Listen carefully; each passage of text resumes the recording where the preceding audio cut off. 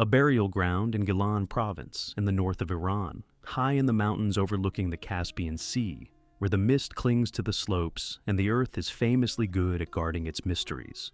Scientists from Tehran's University of Social Welfare and Rehabilitation Sciences are currently extracting bone shards from catacomb-style tombs belonging to the Parthian Empire, dated between the 3rd century BCE and the 3rd century CE. These skeletal remains are fragile. The researchers are targeting the petrous bone behind the ear, the hardest substance in the human frame, because tucked inside those mineralized bits is ancient DNA that has endured nearly 2 millennia in the dark. Once this genetic code is fully read, it will provide a revelation that challenges almost every history book written in the last 100 years regarding the true origins of the Persians. The setting itself isn't flashy, it is methodical, silent, and clinical. But the data it unearthed is loud. This is the version most of us grew up with. The Persians, much like the Medes and the Indo-Aryans who settled in South Asia, were originally steppe dwellers, nomadic herders from the vast plains north of the Black and Caspian Seas. These people, who spoke an ancestral Indo-European tongue, supposedly drifted south onto the Iranian plateau between 2000 BCE and 1000 BCE. The earliest written record of Persians comes from Assyrian sources in 843 BCE. Describing them as raiders appearing on the empire's northeastern edge. According to the standard story, they moved further into the highlands, occupied a territory known as Persis, modern-day Fars, toppled the Elamite kingdom, absorbed the Median Empire around 550 BCE, and, under the leadership of Cyrus the Great, forged the most expansive empire the world had ever seen. They allegedly brought with them horses, chariots, and the linguistic foundation of Old Persian, the very language Darius and Xerxes had carved into the towering cliffs at Behistun. They introduced Zoroastrianism. They brought the term Arya, which Darius himself chiseled at Nakhchi-Rostam to define his heritage, a Persian, descendant of Persians, an Aryan of Aryan stock.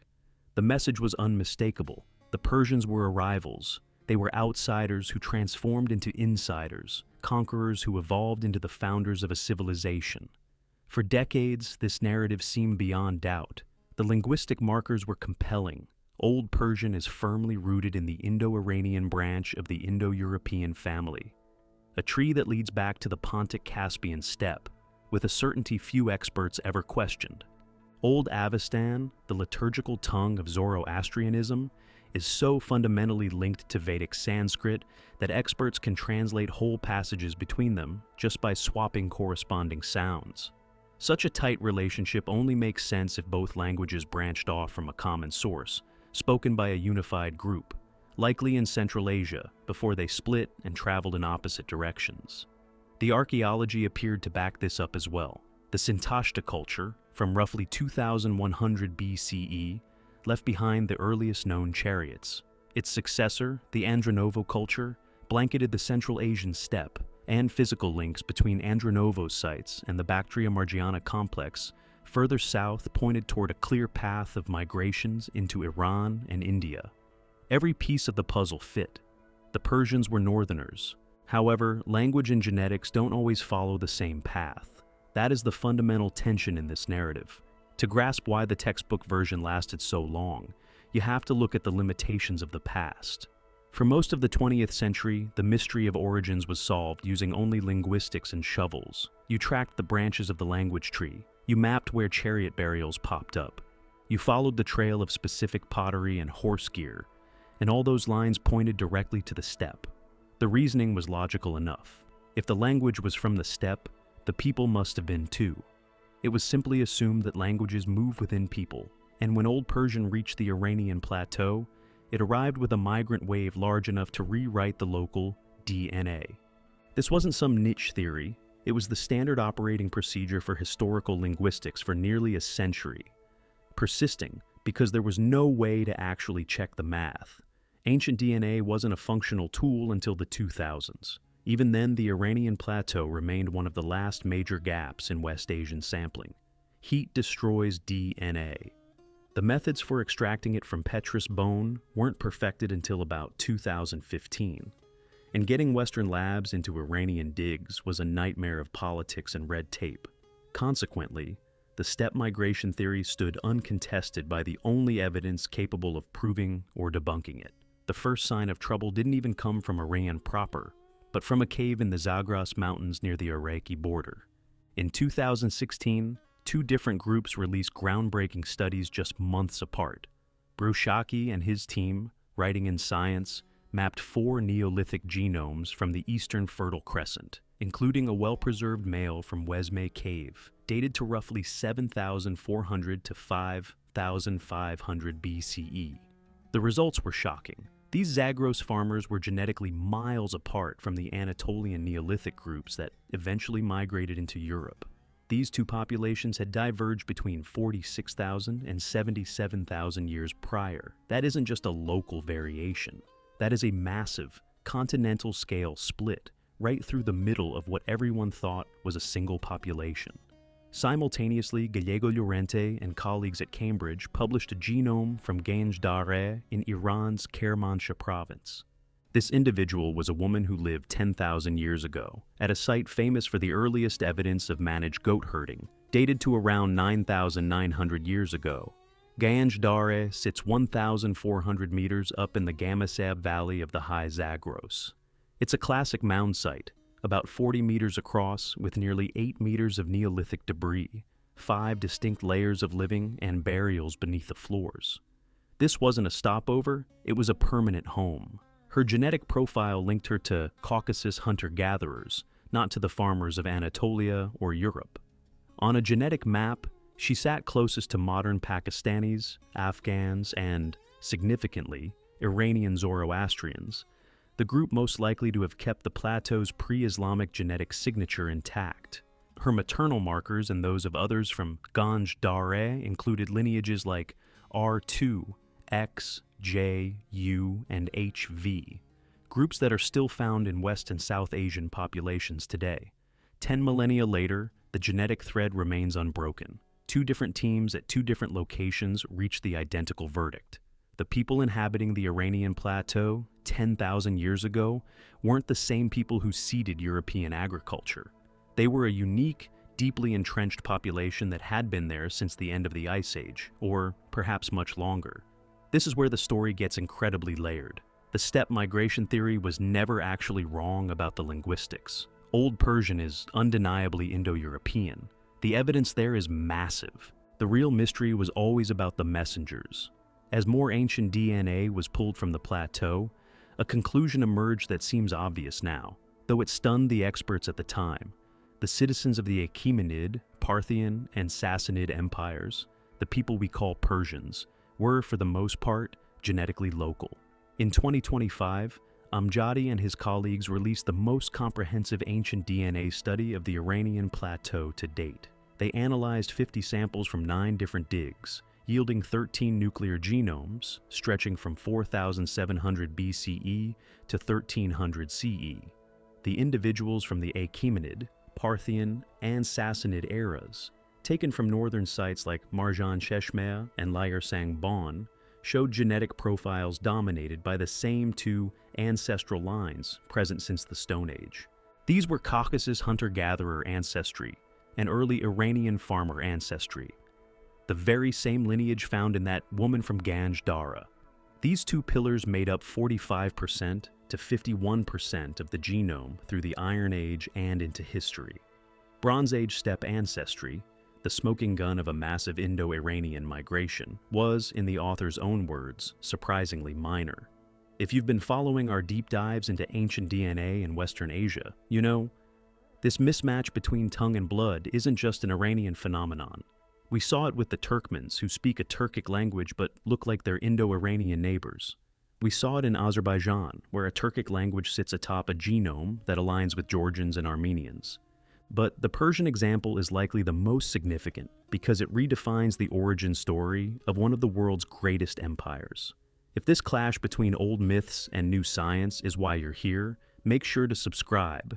We're building a community, and over the coming months, we're going deep into the DNA of empires to be precise about what this data tells us, what it dismisses, and what it suggests. What it tells us is that the people of the northern plateau during the great imperial eras are direct genetic descendants of local Bronze Age people and, further back, the Neolithic Zagros farmers.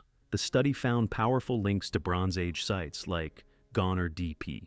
Their paternal markers were all haplogroup J, every single one. There wasn't a single instance of R1A, the Y chromosome marker tied most closely to Bronze Age steppe nomads and the spread of Indo-Iranian languages, not one. What this dismisses is the idea of a total population overhaul. If the Persians had arrived as a massive wave of steppe migrants, as the textbooks suggest, their genetic footprint would be impossible to miss. R1A should be everywhere in Achaemenid tombs. Steppe D, NA, should be a dominant force, not a footnote. The numbers just don't back that up. The steppe signal is there, but it's faint, suggesting centuries of slow trade and intermarriage rather than a sudden, world-changing invasion. What this suggests is that the spread of the Persian language was likely an elite dominance event. A small, influential group of Indo-Iranian speakers, perhaps a warrior class or a merchant elite, arrived and established cultural and linguistic control without displacing the locals. The indigenous people, descended from those ancient Zagros lines, took on the new language, the new faith, and the new government, but they remained genetically who they had always been. The territory didn't change inhabitants, it changed its grammar. This is where things get heated, as the elite dominance model is controversial, and the implications are massive. The spread of Indo-European languages is one of the most politically loaded topics in history. How you answer it dictates how entire cultures view their own heritage. Some scholars argue the small steppe signal might hide a heavily male-dominated migration, a handful of high-status men whose cultural impact far exceeded their numbers. We know that in Europe, steppe migrations were often male-heavy, with incoming Y chromosomes replacing local ones much faster than the rest of the DNA. Perhaps Iran saw something similar, a warrior elite imposing their culture through power and prestige, marrying local women for generations until their paternal signature was diluted or lost. The total absence of R1A in the 2025 study is startling, but the sample size, though big for this field, is limited to the north. 13 genomes is a lot for ancient DNA, but it isn't a national census. The south and east of Iran are still largely unmapped. Others note that the BMAC complex in modern Turkmenistan and Afghanistan was a staging area for this expansion, but the BMAC population was already mostly Iranian Neolithic in origin, about 60% to 65%, mixed with Anatolian and Siberian elements. Groups moving through the BMAC might have already looked mostly Iranian before they ever reached the heartland. Essentially, the steppe signal might have been washed out before they even arrived, making them nearly invisible to DNA tests even if the migration was large. This is a massive technical hurdle. If the migrants already looked like the locals, DNA can't easily tell them apart. Then there is a third view, rarely mentioned but fascinating. Some experts wonder if the steppe origin of these languages is as solid as we think. A 2019 study in Cell showed that the Iranian-style ancestry in the Indus Valley came from a line that split from plateau farmers before they even learned to farm. This complicates the easy west-to-east narrative. If ancestry was flowing in all directions long before the Bronze Age, the linguistic tree might not match the population map as neatly as we assumed. There's an even deeper layer. A 2024 study in Nature Communications named the Iranian Plateau as the central hub where humans lived for 20,000 years after leaving Africa, before they spread to Europe and Asia. If that holds, the genetic roots of this land go back 70,000 years, not 10,000. The plateau isn't just the Persian cradle, it might be the starting point for the entire non-African world. That makes this genetic continuity even more incredible. Empires rose and crashed here. Elamites, Medes, Achaemenids, Seleucids, Parthians, Sassanids, the Arab conquest, the Mongols, and through it all, that deep Zagros DNA stayed at 50% or higher, unbroken for ages. There are still voids in our knowledge. The study's authors admit we only have 2 medieval genomes from the plateau. The jump from the Sassanid era to the Islamic age, a massive cultural pivot. is a genetic mystery. Did the Arab conquest leave a mark on the gene pool? Did the Mongol raids, which leveled cities like Nishapur, leave an East Asian signature? We don't know yet. We also don't know if this lack of steppe DNA holds true in the south. The Achaemenid heartland was in Fars province, home to Persepolis, Pasargadae, and the tomb of Cyrus. We have almost zero DNA from there. The story could still pivot. That's an important caveat. Then there's the mystery of the Medes who ruled the north before the Achaemenids. They were reportedly Iranian-speaking, but were they local, or were they the ones who brought the steppe DNA through the Caucasus? Without samples from Hamadan, their capital, we're just guessing. What we can say is that the image of Persians as nomadic invaders who showed up and built an empire is, at the very least, half-finished. The people who constructed that empire were already there. They had been there since they were herding goats in the Zagros Heights, since they were burying their kin under mud brick floors at Ganj Dareh, and perhaps since they watched the Ice Age glaciers melt from those very same peaks. There is a temptation, when a population is proven to be indigenous, to claim it as a political victory. Nationalists love these findings. But what the DNA really shows is more profound than who was here first. It shows that an identity, the kind Darius boasted of in stone, a language, a faith, and a worldview, can arrive from the outside and be embraced so thoroughly that they become native without the people themselves being replaced. The culture traveled, the people stayed put. Currently in Tehran, a new wave of Iranian scientists at the University of Social Welfare and Rehabilitation Sciences is working to sequence more genomes from across the country. The 2025 study is clear about the gaps: Fars, Khuzestan, the eastern deserts. Every new site will either strengthen this story of continuity or add a new layer of complexity. But what we've seen so far can't be unlearned. For 3,000 years, through the birth and death of 4 empires, through holy wars and revolutions, the DNA remains stable, and that links directly to the present.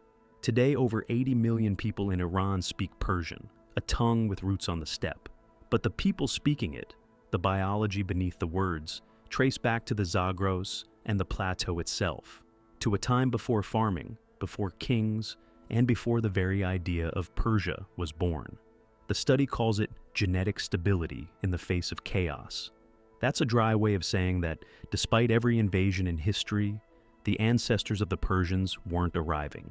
They were already home.